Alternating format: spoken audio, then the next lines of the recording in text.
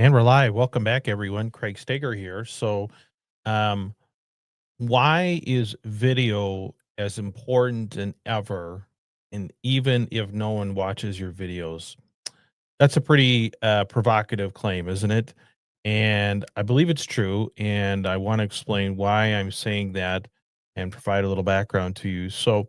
Um, I've been kind of plodding along on YouTube in various ways for about I would say actively for about 2 years now, and I've tried numerous channels, with mixed results, more failure than success, but I've had a couple of very successful channels, one being a podcast that is doing very, very well, and I'll talk more about that, probably in the future. But the other thing that I've really worked on it is trying to figure out how to use video content, especially YouTube content, in marketing my day job as a lawyer.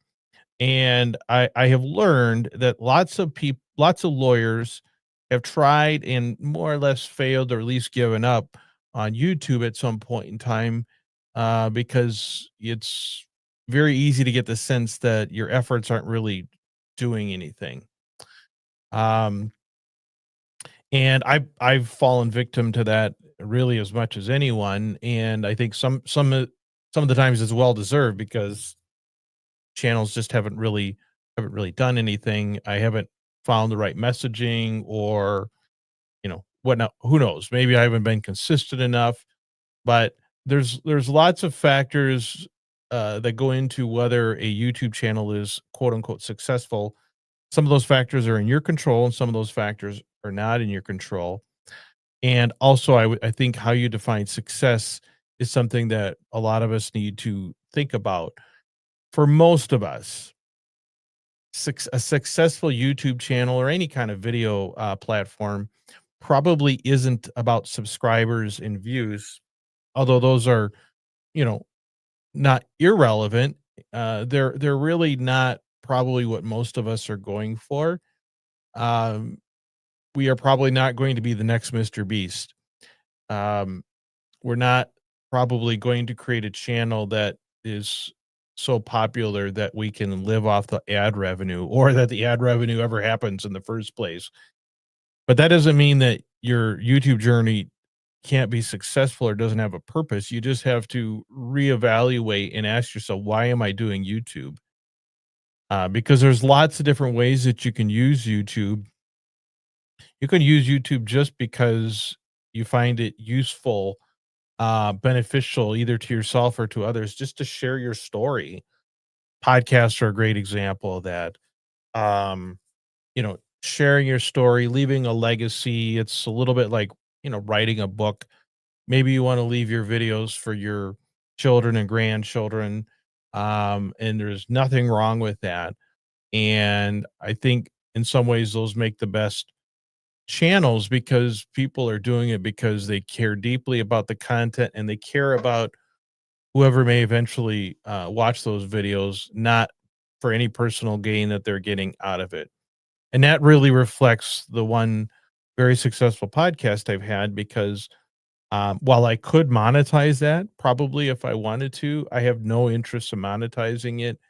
And I get so much personal reward and fulfillment out of just creating that platform and building a community around it that, barring some crazy tragedy, I will be doing that for a long time and never make a dime off of it, and I'll be very, very proud of that work.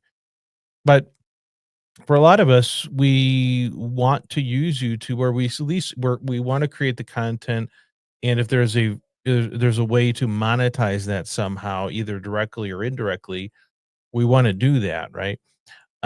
Maybe you want to use YouTube for marketing for your business, or maybe you want to use YouTube for creating a platform and an environment to find clients and customers for coaching or different things that you're doing. There's so many ways that you can use YouTube.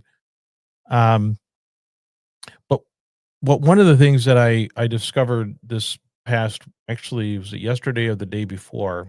I was on a call with a well-known marketing expert in the legal space. Yeah, I'm in a group, a Slack group, of lawyers and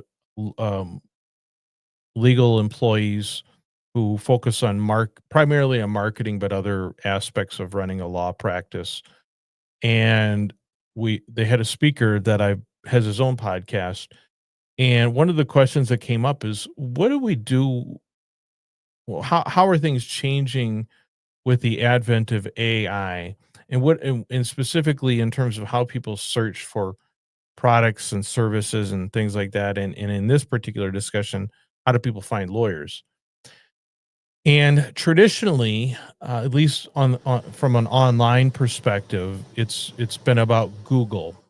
Most people will go to Google if they don't have a lawyer in mind to find a lawyer. They'll say car accident lawyer near me, personal injury attorney near me, estate planning attorney in whatever city I'm in. And most of the digital marketing that attorneys have done has been focused on trying to gain traction in Google and kind of rise above the top of your competitors to fall in that top chunk of the Google results, because people don't scroll. People are typically going to pick one of the options that shows up at the very top of the page. So that's why there's so much competition and effort, really, in any line of work. But I know from lawyering, because that's the business I'm in, and that's the marketing I'm trying to accomplish.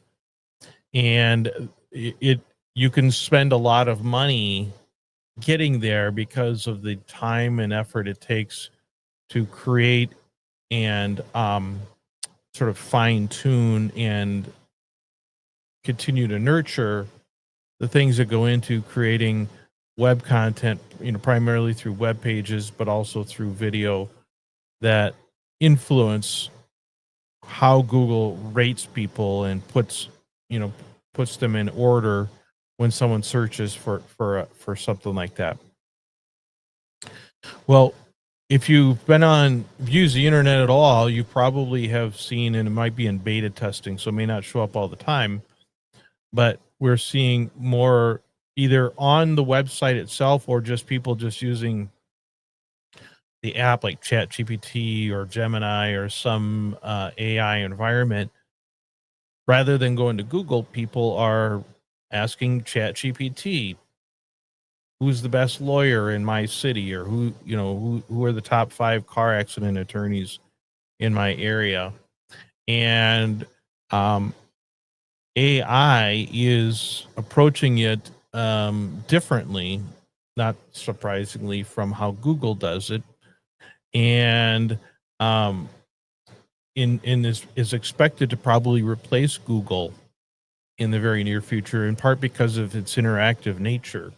And so, how are people going to is the traditional methods of doing marketing, of doing video marketing, and other online content, is it going to work for AI? Do we need to change our approaches?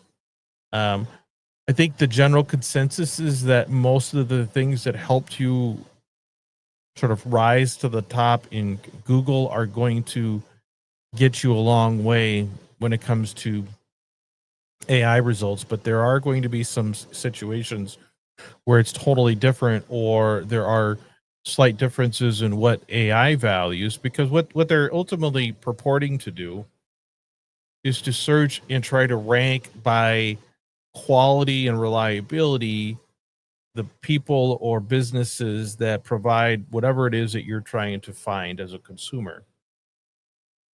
And one of the things that this person told us is, and in part because AI has flooded the internet, if you will, with not necessarily fake content, but artificially generated content, whether it's written content or things like that, starting to get into video, it is becoming more and more difficult for people to sort out fact from fiction, if you will. What content has been generated by an AI and which has been generated by a human person, with the assumption or bias that things are generated by people, especially professionals and those with a lot of expertise in an area, is going to be more reliable, at least potentially more reliable than AI. I suspect at some point in time that's going to change.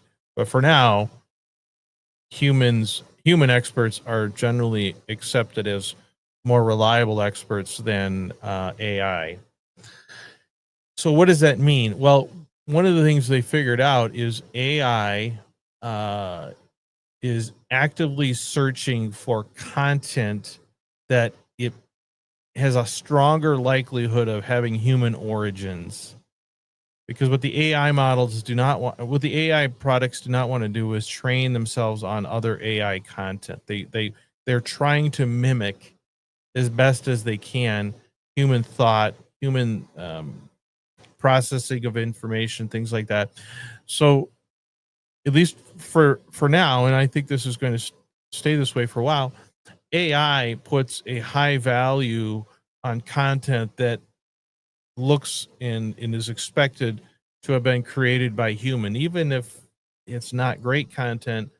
It's looking for authentically human content, and to the extent that it can figure out trying to sift and evaluate and rank that content by what is most reliable, which is probably the hardest part of the AI engines, is to try to figure out who is the expert, who has the more compelling argument.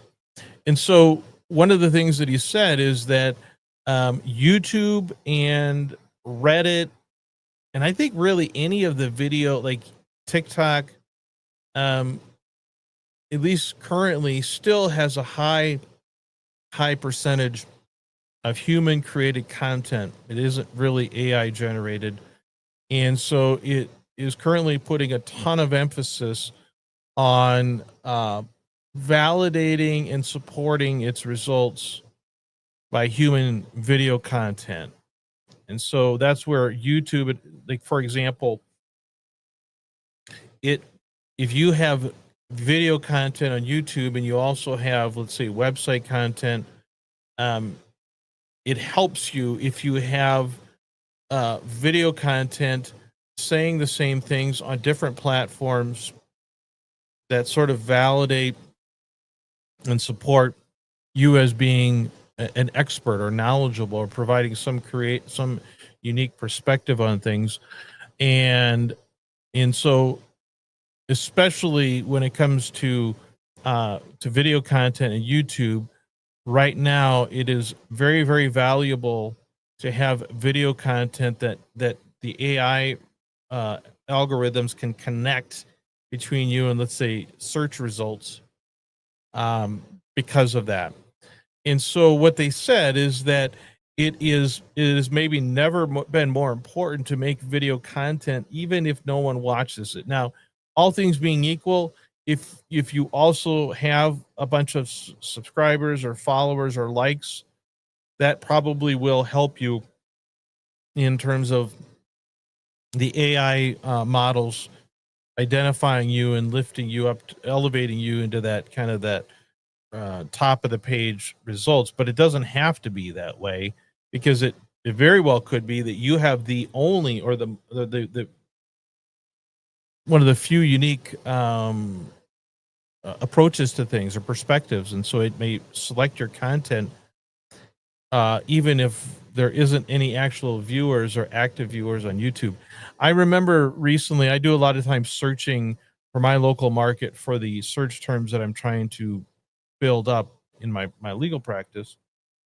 And if you go to Google, you'll see that in the search results it'll first have like all, and then at the top is like that map or the 3-pack, and it'll have the um advertisement or the sponsored ads at the top. And then as you go down, it has, different websites. Typically you can actually have videos show up on the first page of Google, but typically it's written content and the Google business listings. And then if you go on, there's a tab, I think, on news and images, and then video and short video. And if you actually get over to there, you will find videos, and I have my personally found videos under very competitive search terms, but specifically under the video section, I've had videos show up, including what surprised me, videos I put on Instagram, even though I get almost zero traction on Instagram, very almost no followers, almost no views. But the algorithm identified that video as being relevant to the subject and promote, reported it in the search results.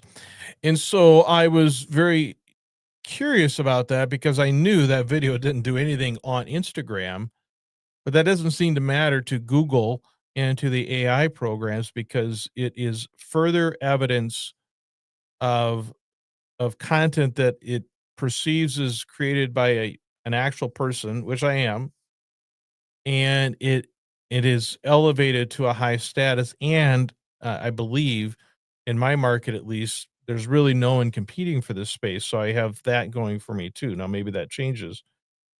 Um, how are you doing, picking? What should your first video be? I'm thinking of maybe starting with a blooper fail.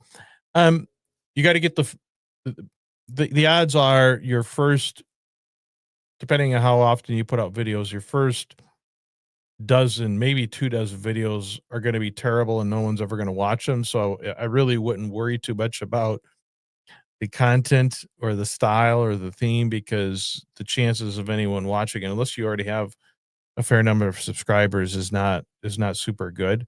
But,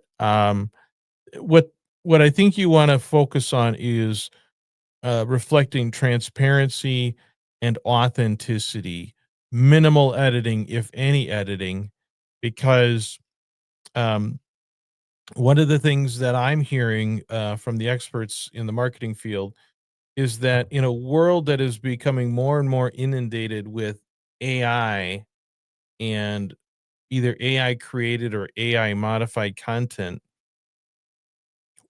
the authentic content of real humans is going to become more and more rare and sort of by virtue of that more and more valuable.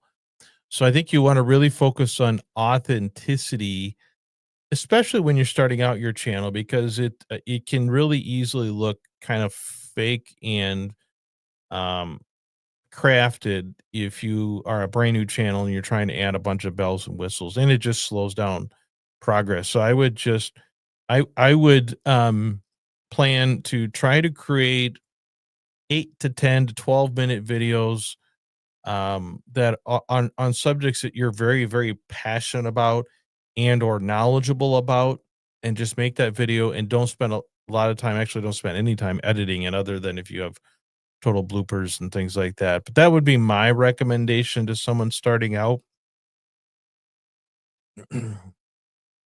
So one of the things that I'm doing is um uh, I am also trying to have a much more strategic purpose when I create content, whether it's on YouTube or Facebook or TikTok, especially that's related to my legal business. Is I'm trying very hard to have an idea in my head as to who's going to hear this or who's going to different people use different platforms and consume information differently. The person that uses the I my demographic tends to still use Facebook. A much younger generation tends to use Snapchat and TikTok, but that's not universal.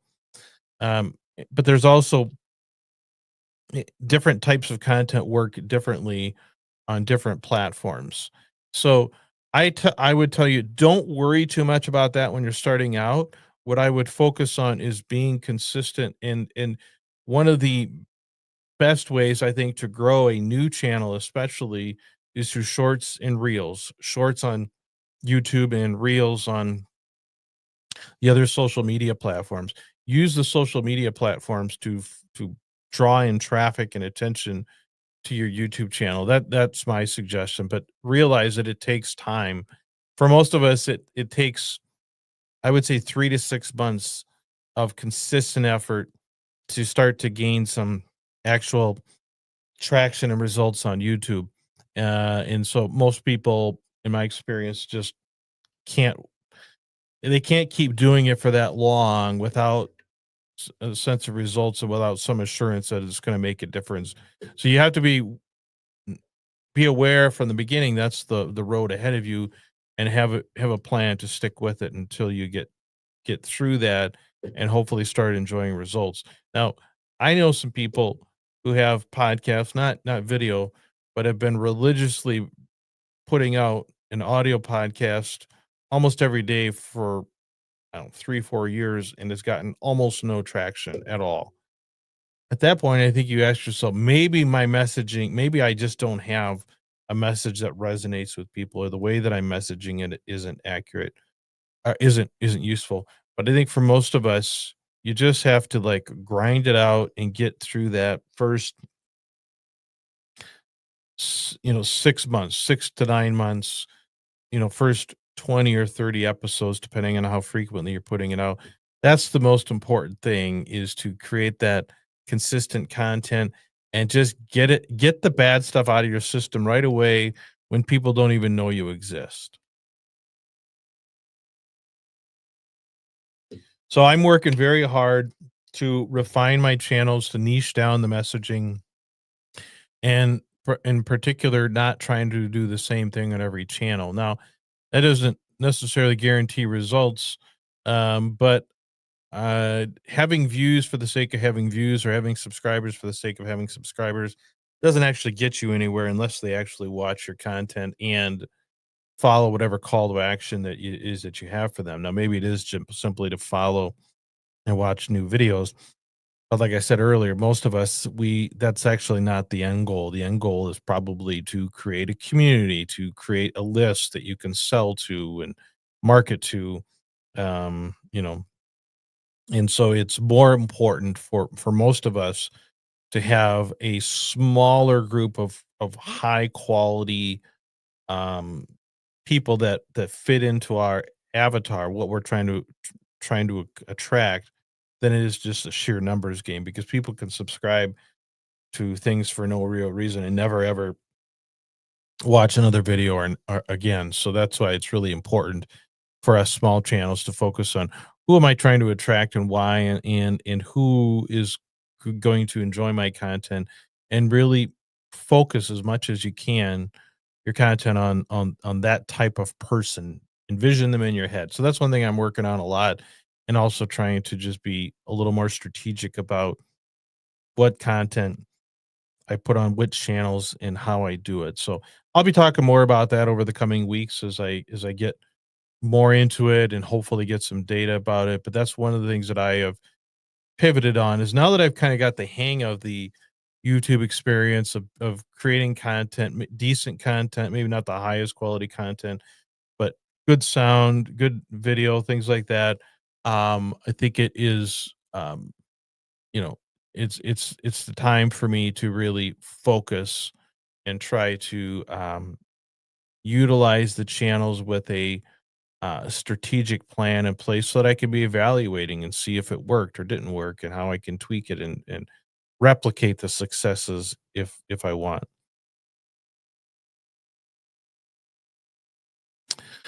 Pick and ask for people with many interests. Should we start out right away with several channels, one for each interest, or begin with a generalized channel and see if one interest really takes off?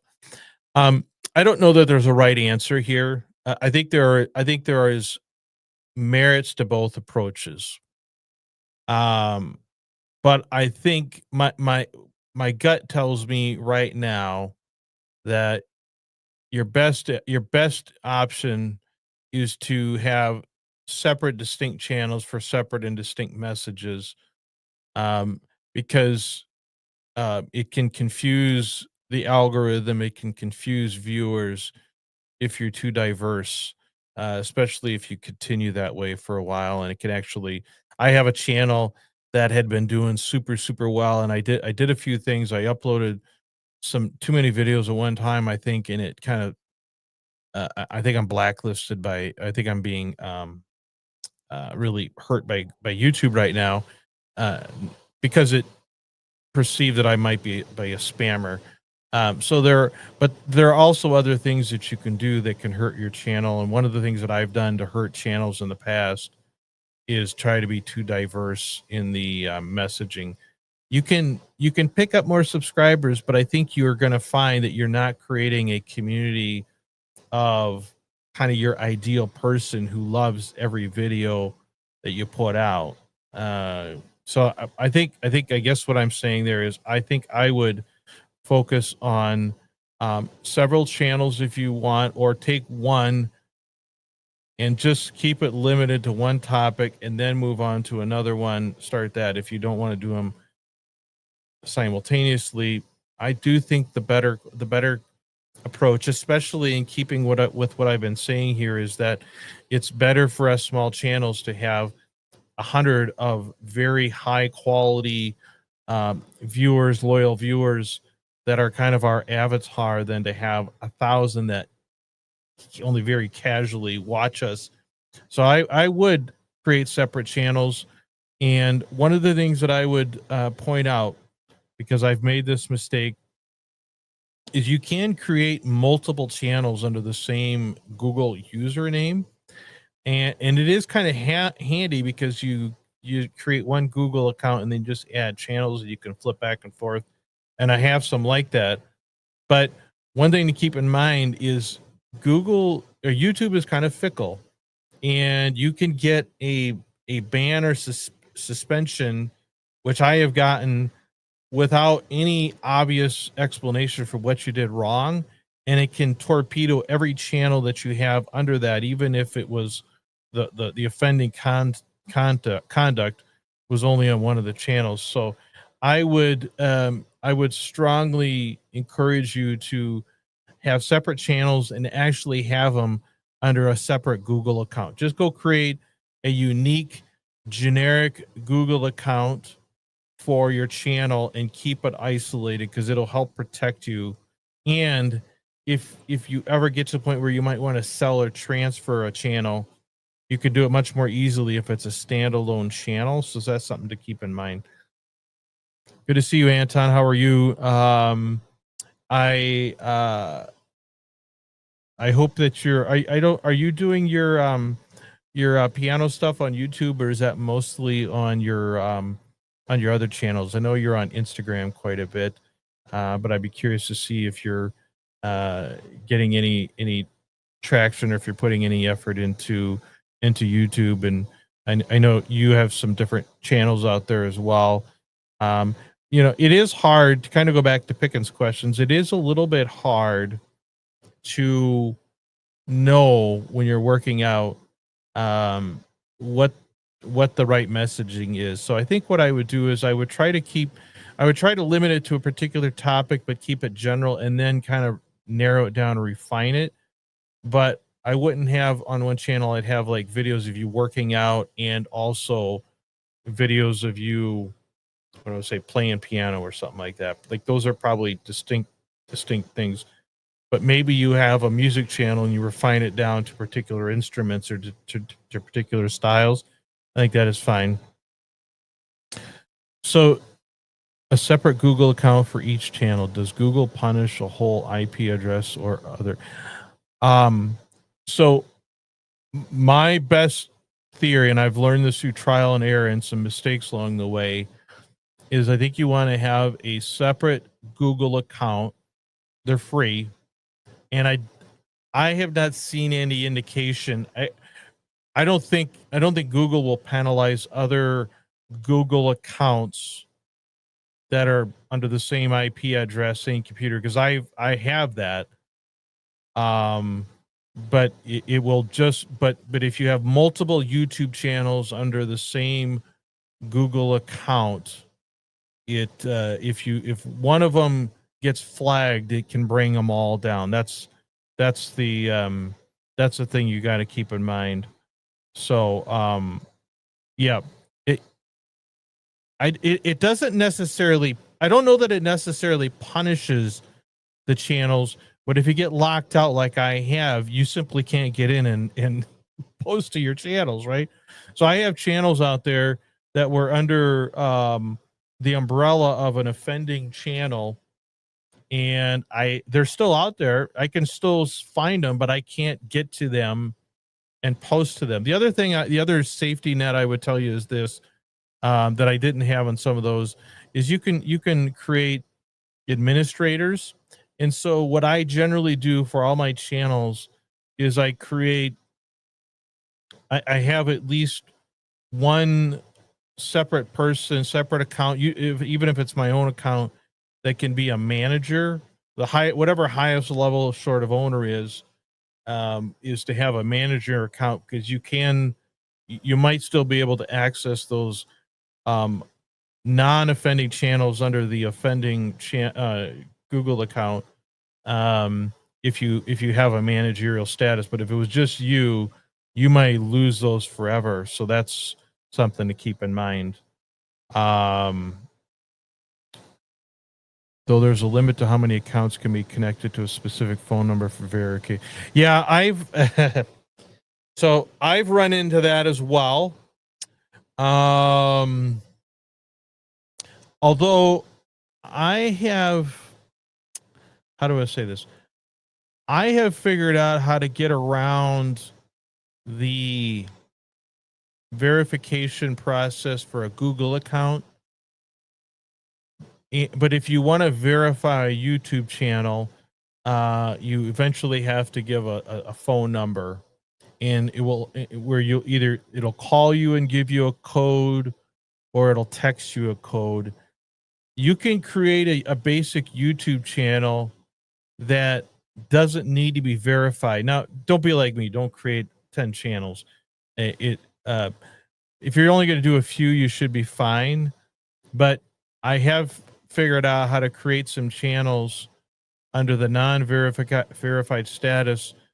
The difference, what it doesn't allow me to do, is post videos over like 15 minutes, and I can't change thumbnail. So that is kind of annoying, but it is kind of a way to create a channel, get it out, and find out if it's going to be something that turns into something. And then if it is, maybe then you use one of your verification codes to bump that channel up so that you can start adding thumbnails, upload longer videos, live stream things of that sort. So yeah, I have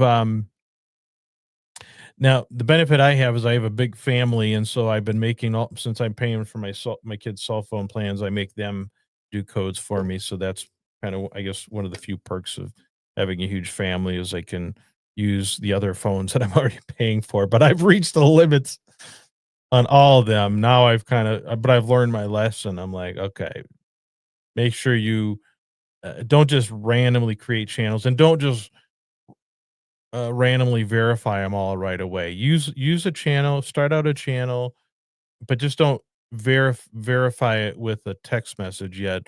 See if it's going to stick, and then you can always go back and verify it later. So yeah, it could be a bunch of misfit toys. I don't know, but I I am trying. So my mindset right now is I am trying to niche down and focus my YouTube channels, and to the extent where I'm doing it across the platform. So like within my legal practice, I've narrowed it down so that I have a channel just on car accidents in a particular city. So in that channel, that YouTube channel is just about car accidents and just in that city. And I will create a separate channel if it seems like it works. Let's say for car accidents in the next city over, or dog bites in that city. And then what I've done is I've created a corresponding Facebook page, Instagram page, TikTok page.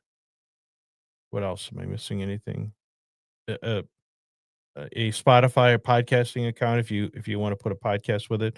But what I'm doing is I'm trying to very localize and specifies um the topic, because I'm not expecting in that kind of with that kind of content to create a big audience, but what I want to do is when someone needs someone that does that kind of work in that location, it's going to improve the chances that when they search for someone, I'm going to show up.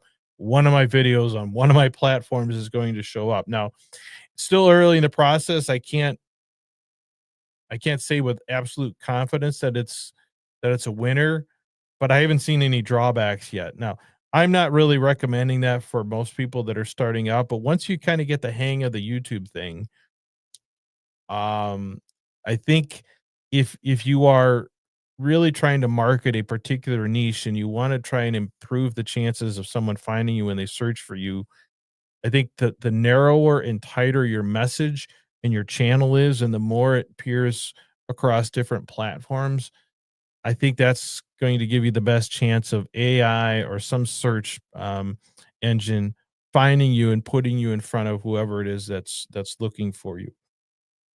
Excuse me. Yeah, that's great.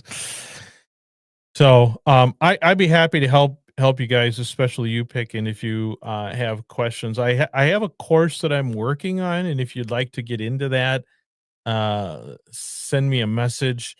It's sort of in beta testing, but I have a course with kind of all the step by step, some of my instructions, and for those that have followed me, know that I have a virtual assistant in the Philippines who does a lot of the behind the scenes work for me. And so we have a lot of manuals and protocols for how to do things.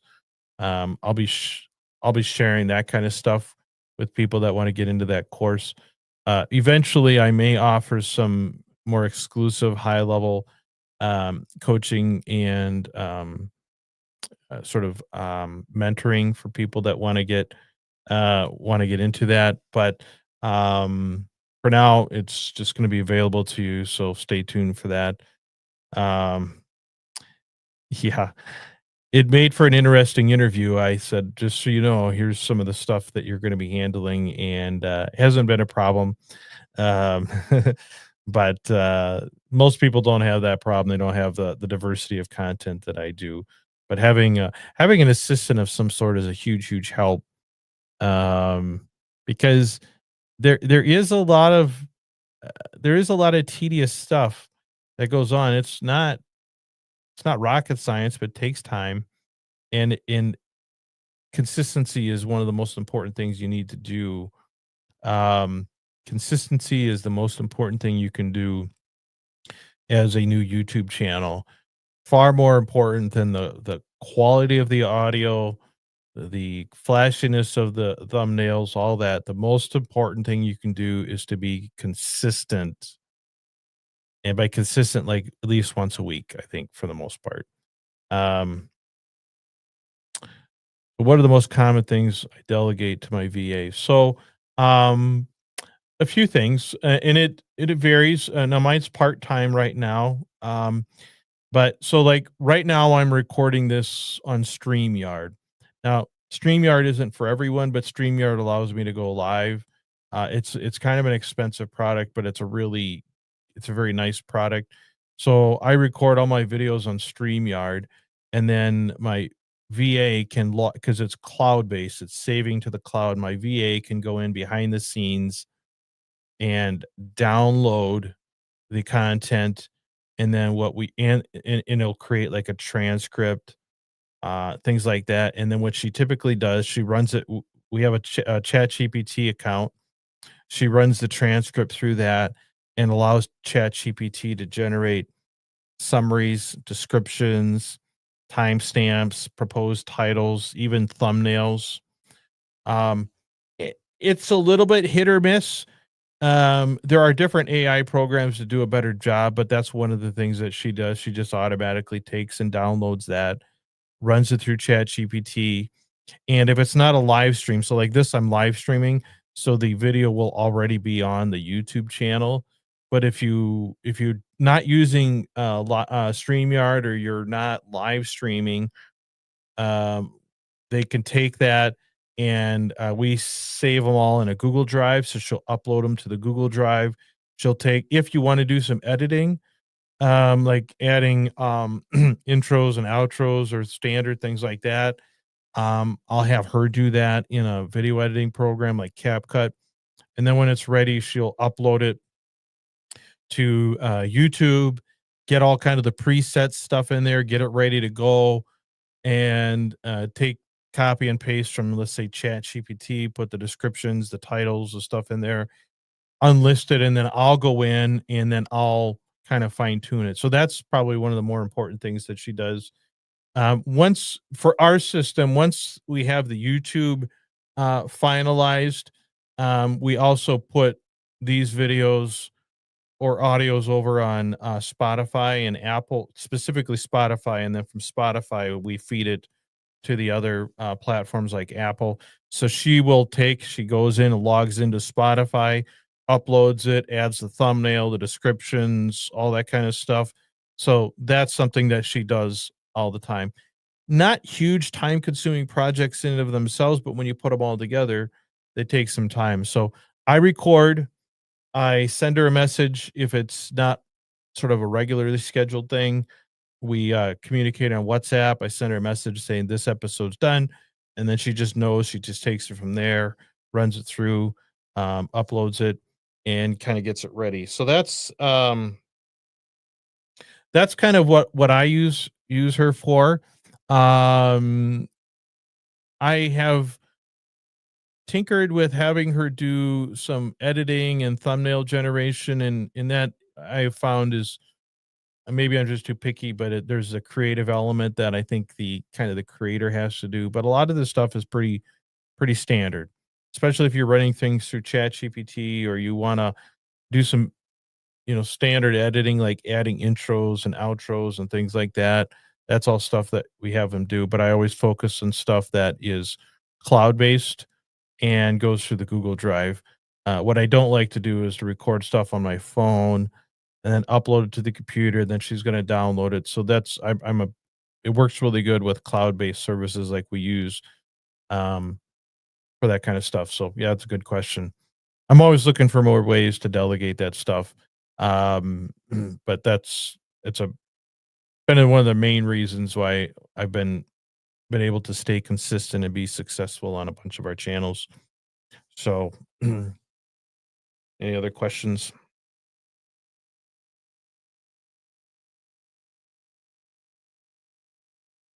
Just gotta send a message to my wife. So, okay. Well, I think that's kind of what I wanted to cover today. I'll give you guys some feedback as I get more into this process of having, like I said, this clustered approach of having a specific YouTube channel, and the corresponding social media pages. That's not for everyone's content, but it is if you're in a kind of a business where you're trying to attract a particular customer or client that doesn't know you exist. That's kind of what I'm doing to try to increase the likelihood they find me when they want me. Kind of that one-off thing. But building an audience, whether it's a podcast or whatever, it's just about starting out, being consistent. Make sure you have your comments turned on, make sure you have an email address or a WhatsApp number or something that people can find you. I see a lot of creators, they create channels, but they don't have an email address. They have the comments turned off, and then they whine and complain that no one follows them. Well, you gotta create. You guys all follow me, right? Um, that's how you grow a channel. And I think really the biggest thing is eventually creating an environment, whether it's a Facebook group, a Discord channel, or something else where people can gather together outside of your videos, or maybe do like live streams like this where you can interact with people is very, very important for growing a channel and an audience. That is makes YouTube, I think, special compared to just a regular podcast because it's all pre-recorded and you can't interact with people. So allowing people to interact with you like this is really, really important and valuable, both for growing your channel and if you are trying to monetize or market something to create that audience of people that you might be able to market to. So those are really good questions. I always appreciate you guys showing up and supporting my channels. Um, I'll probably be back next week with more information. So if you guys have questions in the meantime, send them to me, or I'll probably do it around this time, probably most Thursday afternoons, probably. So if you show up and want to throw the questions in the chat, I'll do my best to answer them then. So anyway, thank you everyone for watching. Thank you guys for showing up in the comments. And until next time, everyone, have a good one.